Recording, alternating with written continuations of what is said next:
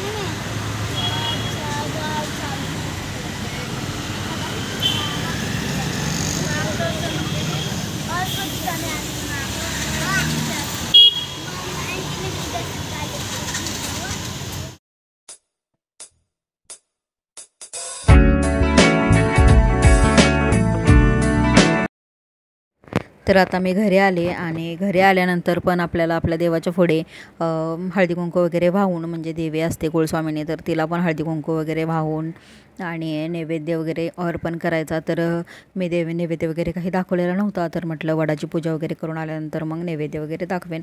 तर आता वडाची पूजा वगैरे सगळं झालं, तर नैवेद्य वगैरे दाखवून घेतला. आणि जसं आपण वडाला वाण ठेवतो, जे वाण असतं सुवासिनींना देतो, तर तसंच आपल्या देवीच्या समोर पण, आपल्या देवाच्या समोर पण आपल्याला ते वाण ठेवायचं आहे. तर 2 वाणं मी घरामध्येच बनवून ठेवलेली होती वेगळी, आणि जी काही वडाला पूजा न्यायची होती ती वेगळी होती. तर आता तुळशीलासुद्धा मी वाण ठेवून घेतलं वाण, आणि देवाच्या पुढेही, आणि नमस्कार केला.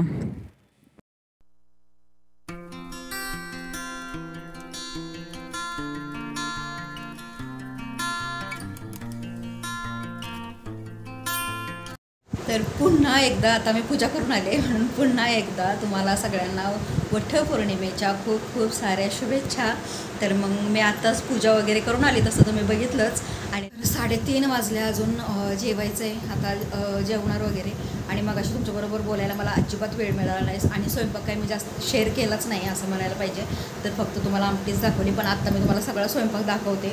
सगळा स्वयंपाक वगैरे सगळं केलं, आणि मध्येच म्हणजे आमटी वगैरे फोडणीला दिली, आणि नंतर पोळ्या करून घेतल्या, 1-2-3 पोळ्या केल्या, नैवेद्य साईडला काढून ठेवला, आणि अंशूला पहिल्यांदा जेवायला वगैरे दिलं, त्याचा टिफिन भरला, आणि मग तो शाळेत गेला. आणि त्याच्यानंतर मग मी पोळ्या वगैरे राहिलेल्या सगळ्या केल्या, आमरस वगैरे बनवला, भजी झाले, तरी पापड तळायचे राहिले होतेच.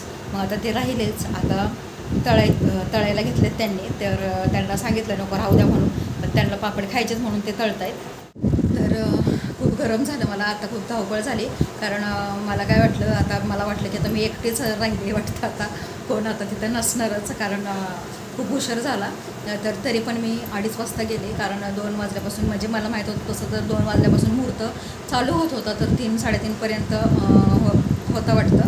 तर पण माझी 3च्या अगोदरच पूजा वगैरे झाली, कारण वडाचं झाड काही लांब नाही, आमच्या गेटच्या बाहेरच आहे, त्याच्यामुळे जायला फक्त 2 मिनटंच लागली. आणि पूजा वगैरे व्यवस्थित झाली, सगळं नीटनेटकं झालं. आणि आता देवाला वगैरे पण जे वाण असतं ते ठेवलं, तुळशीला पण ठेवले, नैवेद्य दाखवायचं होता, तर तो पण दाखवून घेतला, सगळं काही केलं. म्हटलं की आता जरा बसते हवेला, फॅनसुद्धा फास्ट आहे, तुम्हाला आवाज येतच असेल. तर आता ते पापड तळत आहे, तोपर्यंत म्हटलं की तुमच्यासोबत बोलते, आणि सगळा स्वयंपाक पण तुम्हाला दाखवायचा आहे. आणि बघूया अजून, आणि संध्याकाळी परत पूजा आहे, कारण आज पौर्णिमा आहे, तर संध्याकाळी पूजा वगैरे पण मांडायची आहे मला. तर आज सकाळपासून माझी खूप धावपळ चालली.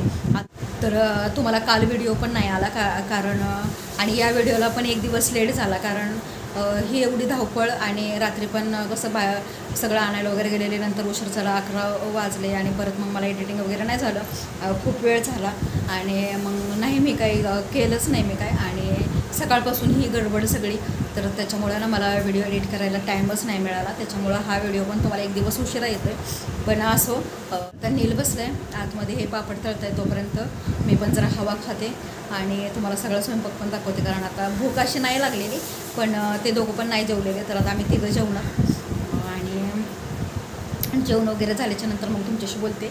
आणि तर इकडे आहे सगळा स्वयंपाक, पुरणपोळी आहे, कटाची आमटी आहे, मस्त तवंग आला आहे, भात आहे, भजी आहेत, पापड वगैरे आत्ताच तळले, आणि आमरस बनवलेला. तर असा सगळा संपूर्ण स्वयंपाक आहे. तर आता मी उपवास सोडणार आहे, तर आमच्याकडे वडाची पूजा करून आल्यानंतर उपवास सोडला तरीसुद्धा चालतो. तुम्ही आत्ता वटपौर्णिमेचा व्लॉग बघितलाच असेल आत्ता, तर माहिती आहे मला खूप उशिरा व्लॉग आला आहे, म्हणजे 2-3 दिवस लेट आलेला आहे, तसं मी तुम्हाला सांगितलं होतंच की लेट येईल म्हणून. आणि पण त्या व्हिडिओचा नाही एंड केला नव्हता, आणि नंतर मी तुम्हाला म्हटले पण होते की जेवण वगैरे झाल्याच्यानंतर तुमच्याशी बोलेन म्हणून, पण नाही झालं. आणि त्याच्यानंतर मी काही शूट केलं नाही, आणि संध्याकाळी पूजा वगैरे मांडायची होती, तरीसुद्धा मी काही शूट वगैरे काहीच केलं नाही, आणि तो व्हिडिओ पण एंड करायचा राहून गेला. तर मग म्हटलं की चला व्हिडिओचा एंड तरी करते, असाच व्हिडिओ नको अपलोड करायला म्हणून. आणि तुम्हाला वटपौर्णिमेचा व्लॉग कसा वाटला सांगायला अजिबात विसरू नका. नवीन असाल ना तर चॅनलला सबस्क्राईब करा, बाजूला बेल आयकॉन असते तीही प्रेस करा, आणि ऑल ऑप्शनवरती क्लिक करत जा, लाईक करत जा, कमेंट करत जा. तर आणि ना जास्तीत जास्त व्हिडिओ शेअर करा. तर आता मी चाललेले आहे अंशूला शाळेत सोडायला.